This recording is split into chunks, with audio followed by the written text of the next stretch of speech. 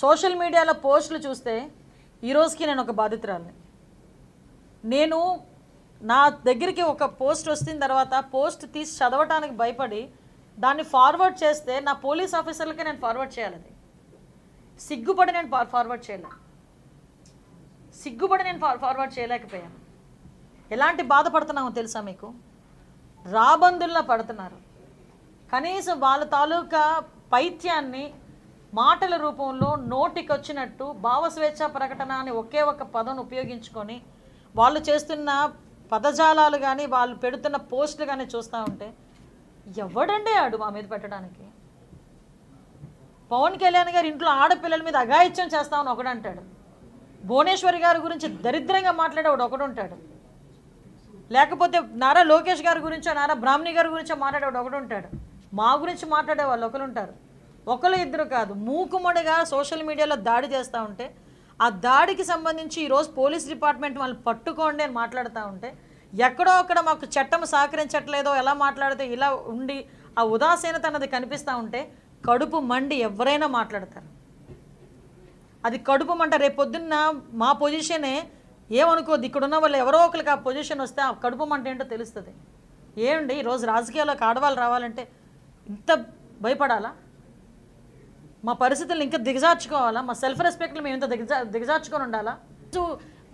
జగన్మోహన్ రెడ్డి ఒక ట్వీట్ పెట్టాడు, మా భావస్వేచ్ఛ ప్రకటనని మీరు లాగేసుకుంటున్నారు అని చెప్పేసి ట్వీట్ పెట్టాడు. ఈరోజు గుర్తొచ్చిందా భావస్వేచ్ఛ ప్రకటన లాక్కుంటున్నామన్న విషయం? మీరు 5 సంవత్సరాలు మేము ఒక ఫార్వర్డ్ పోస్ట్ ట్విట్టర్లో పెట్టిన కారణంగా గౌతు శిరీష ఇప్పుడు ఎమ్మెల్యే ఆవిడని సిఐడి ఆఫీసులో ఉదయం నుంచి సాయంత్రం వరకు కూర్చోబెట్టారు.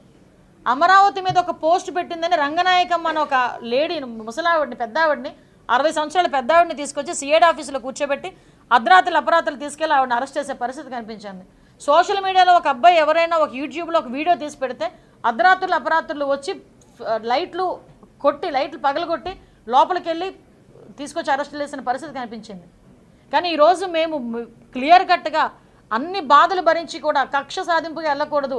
ఈ రాష్ట్రం అట్టడిగిపోయింది, అభివృద్ధిలో కూడా సున్నా అయిపోయింది, ఉద్యోగాలు లేక అల్లాడిపోతున్నారు, డబ్బులు లేక కనీసం రోడ్లు వేసుకోలేని పరిస్థితిలో ఉన్నామని మేమందరం కూడా ముందు ఈ వీటి మీద మేము దృష్టి పెడితే పైగా బయటకు వచ్చి వీళ్ళు ఏం మాట్లాడతారండి?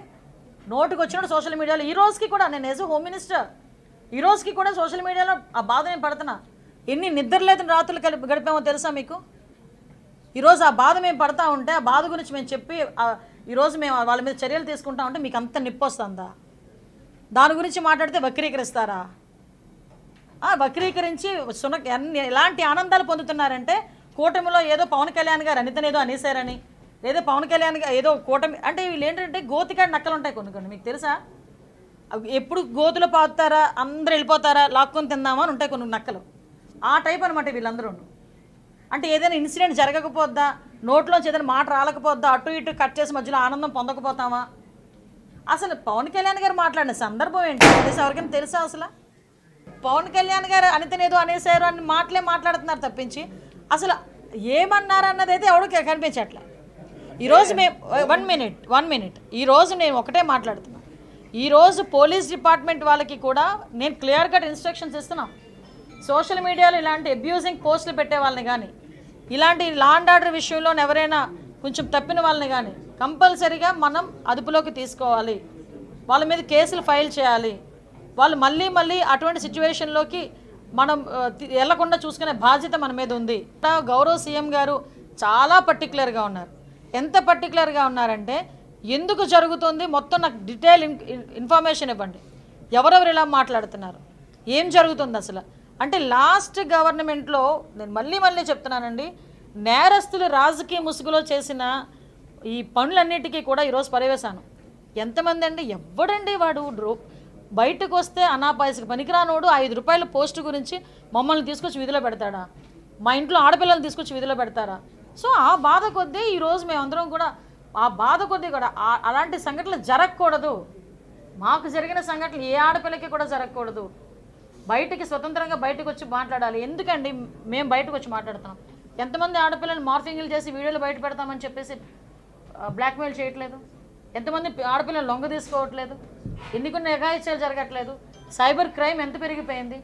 ఈరోజు టెక్నాలజీని బేస్ చేసుకొని వాళ్ళు ఆ అమ్మాయిలని వీడియోలు మార్ఫ్ చేసి ఎన్ని రకాలుగా ఆ అమ్మాయి సూసైడ్ అటెంప్ట్లు ఫ్యామిలీ సూసైడ్ అటెంప్ట్లు చేసుకునే పరిస్థితులకు తీసుకొచ్చారు. సో వీటన్నిటికి కూడా మాకు ఛాలెంజెస్ ఉన్నాయి. ఒక కులం గురించి మాట్లాడారు, బాగా గుర్తు చేశారు. కులం గురించి మాట్లాడి ఈ కులం అయితే అరెస్ట్ చేయకుండా ఉంటారా అని ఒక పదం ఉపయోగించారు సార్ దగ్గర. సో నేనేంటంటే ఎక్కడైనా మిస్ అయ్యానా? నేను అందులో అసలు చాలా పాజిటివ్గా తీసుకున్నాను. సార్ తాలూకా ప్రెస్ మీట్ని నేను చాలా పాజిటివ్గా తీసుకున్నాను. ఎస్, ఈరోజు నాకు బాధ్యత ఉంది, నాకు విపరీతమైన పొజిషన్లో కూర్చున్నాను, నేను చేయాలి. ఈరోజు నేను చేసే పనికి ఒక సపోర్టింగ్ వాల్ ఇచ్చినట్టే నాకు. అంటే చెయ్యమ్మా, ఇంకా అగ్రెసివ్గా వెళ్ళు అని ఆయన చెప్పినట్టే ఇది. ఇంకోటి ఇందాక మీరు ఏంటి అడిగారు ఇందాక క్వశ్చన్, పవన్ కళ్యాణ్ గారు ఆ విషయం గురించి నేను మాట్లాడుతున్నప్పుడు అడగడానికనే నేను అడిగా. వాళ్ళ పిఎస్కి ఓఎస్డీకి ఫోన్ చేసి సార్ని అడగండి అంటే సరే లైన్లోకి వచ్చారు. అసలు ఎందుకు అడిగారు సార్ అంటే, నేను ఇప్పుడు గురించి వీళ్ళు ఏం చేస్తారంటే కట్ చేస్తారు. అసలు అడిగింది ఏంటంటే, అక్కడ ఒక అమ్మాయి, ఒక యాక్టివిస్ట్, తన సోషల్ యాక్టివిస్ట్ ఎవరు అమ్మాయి యూట్యూబరు, ఒక క్వశ్చన్ అడిగింది దీని మీద. క్వశ్చన్ అడిగినప్పుడు లాస్ట్ గవర్నమెంట్లో కులాలు చూసి అరెస్టులు చేశారు, కులాలు చూసి కేసులు పెట్టారు. అసలు అటువంటి కేసులు ఇలా ఎందుకు పెట్టాలి, ఏ క్రిమినల్కి కులం ఏంటి అని ఆయన ఆ కాంటెస్ట్లో మాట్లాడితే అవన్నీ కట్ చేశారు. కట్ చేసి ఇది ఒక్కటే తీసుకొచ్చి కూర్చోబెట్టారు. నేను డిస్కస్ చేశాను, నేను సార్తో కూడా మాట్లాడాను.